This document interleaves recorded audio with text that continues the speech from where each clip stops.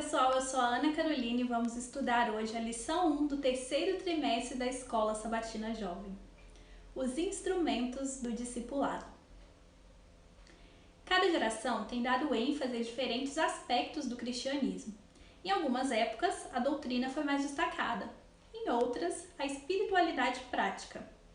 Alguns cristãos definiram a igreja em termos de instituição hierárquica. Outros reagiram a esse conceito e buscaram um sistema mais descentralizado. Houve quem expressasse a fé por meio de sofrimento e martírio, enquanto muitos têm a fé propagada e fortalecida em meio ao conforto da tecnologia atual.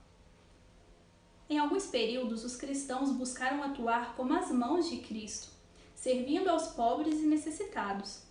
Em outros, foram levados a se tornar os pés de Cristo, entrando em territórios nos quais a igreja não tinha ousado se aventurar antes. Seja usando uma camiseta que nos identifique como cristãos, ou nos manifestando através de slogans e da mídia, cada geração tem utilizado maneiras criativas de expressar a fé. Embora toda essa movimentação de tendências e ideias seja inevitável, encontrar a essência da fé é o maior desafio de cada cristão.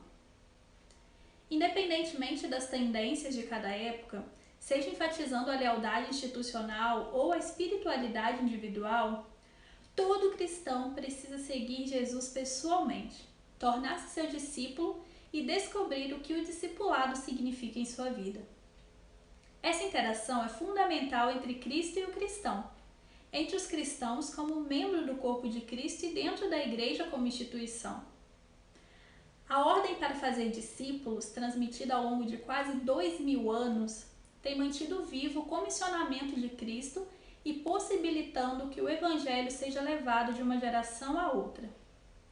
É nesse contexto de discipulado que os ensinos de Jesus, a vivência da igreja e o estilo de vida cristão e a expansão missionária do Evangelho estão situados e são fortalecidos. No fim do Evangelho de Mateus, Jesus apresenta a grande comissão.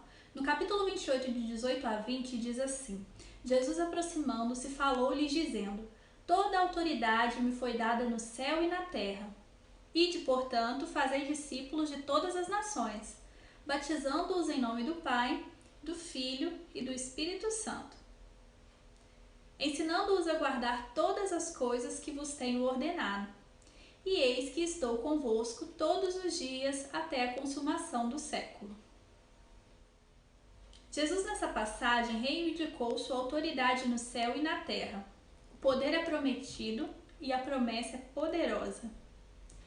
Todos que se tornam seus discípulos não são deixados sozinhos até o fim dos tempos. O texto bíblico contém alguns verbos que têm inspirado os pregadores. Ações como ir, fazer discípulos, batizar e ensinar, abrangendo elementos mais importantes do ministério cristão. Nesses 4 verbos, nosso comandante Jesus Cristo, que recebeu toda a autoridade no céu e na terra, apresenta as diretrizes fundamentais para seu exército.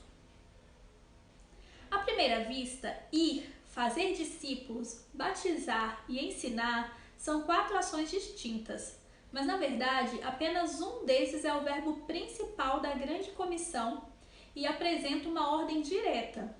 Os outros 3 auxiliam o verbo principal, descrevendo como ele deve ser realizado. Qual dos 4 verbos você acha que descreve a ação central? Embora o verbo ir seja o primeiro da frase e pareça ser o mais ativo, no original ele é um particípio e não uma ordem imperativa. Ele significa enquanto vocês estiverem indo. O mesmo acontece com os verbos batizar, enquanto vocês estiverem batizando, e ensinar, enquanto vocês estiverem ensinando. Portanto, o verbo principal da grande comissão dada por Cristo não é nenhum desses 3, mas sim fazer discípulos. Façam discípulos, esse é o único verbo que está no imperativo, a única ordem direta. Em resumo, podemos traduzir Mateus 28, 19 e 20 dessa forma: Portanto, indo, discipulem, façam discípulos de todas as nações, batizando-os em nome do Pai, e do Filho e do Espírito Santo, ensinando-os a guardar tudo o que lhes ordenei. Note que 3 verbos estão no gerúndio: indo, batizando e ensinando. Apenas um está no imperativo: discipulem. Mas o que isso significa em termos práticos? Primeiramente, os discípulos de Cristo devem ir. O discipulado cristão é ativo e exige movimento, impulso, energia, crescimento, progresso, viagens e avanço. Em segundo lugar, os discípulos de Cristo devem batizar. Mais do que meramente uma cerimônia, essa ordenança bíblica marca o início oficial de uma caminhada de discipulado com Jesus Cristo. Em terceiro lugar, os discípulos de Cristo devem ensinar. Longe de ser uma sociedade esotérica que transmite ensinamentos abstratos, o cristianismo é formado pelos ensinos de Cristo a respeito da vida, do mundo, do tempo, da salvação e do propósito divino. Essas verdades devem ser aprendidas, vivenciadas e transmitidas a outras pessoas. Ainda que essas 3 ações, ir, batizar e ensinar, não sejam a ordem principal da grande comissão, nem por isso devem ser minimizadas. Elas estão relacionadas ao verbo principal, que é discipular. E isso é realizado por meio das ações de ir, batizar e ensinar. Esses 3 verbos explicam a metodologia do discipulado, isso é, como o verbo principal deve ser executado. Fazer discípulos é o objetivo central da grande comissão de Cristo. Digo-lhes a verdade, aquele que crê em mim fará também as coisas que tenho realizado. Fará coisas ainda maiores do que estas, porque eu estou indo para o Pai. Essa passagem está relatada em João 14:12. Cristo foi o perfeito modelo de mentor. Os discípulos aprenderam a orar ouvindo-o orar. Aprenderam a importância das Escrituras ao ver como Jesus dependia delas. Aprenderam a amar vendo o amor em ação em seu ministério. Aprenderam a ensinar a verdade observando o mestre dos mestres. Eu lhes dei o exemplo para que vocês façam como lhes fiz, disse Jesus em João 13:15. O exemplo de Cristo foi transmitido de discípulo para discípulo, de mentor para mentoreado. Os instrumentos do discipulado são pessoas. E que melhor maneira de estimular o estilo de vida divino do que encarnar-se como ser humano para ser um exemplo vivo? Paulo expressou a mesma ideia ao dizer: tornem-se meus imitadores, como eu sou de Cristo. A qualidade dos novos discípulos é determinada pela qualidade dos exemplos que estão seguindo. Os fariseus tornavam seus discípulos 2 vezes mais hipócritas do que eles. Os discípulos raramente atingem um nível mais alto do que os mentores que os lideram. No processo de seguir a Cristo, o primeiro passo para estabelecer um bom discipulado é encontrar, treinar ou ser um bom mentor.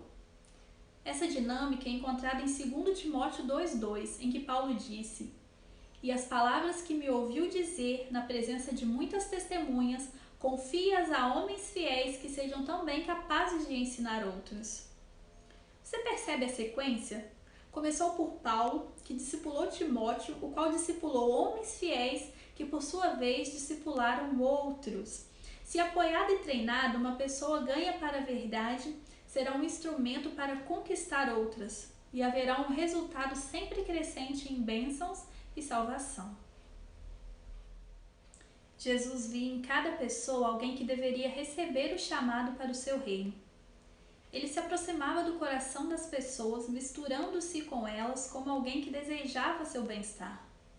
Procurava-as nas ruas públicas, nas casas particulares, nos barcos, na sinagoga, às margens do lago e nas festas de casamento. Ele ia ao encontro das pessoas em suas ocupações diárias e demonstrava interesse por seus negócios seculares. Levava suas instruções às famílias, colocando-as assim no próprio lar, sob a influência de sua presença divina. Sua poderosa simpatia pessoal conquistava os corações. Assim como Jesus, devemos buscar ser e fazer novos discípulos todos os dias da nossa vida. E Ele estará conosco até a consumação dos séculos.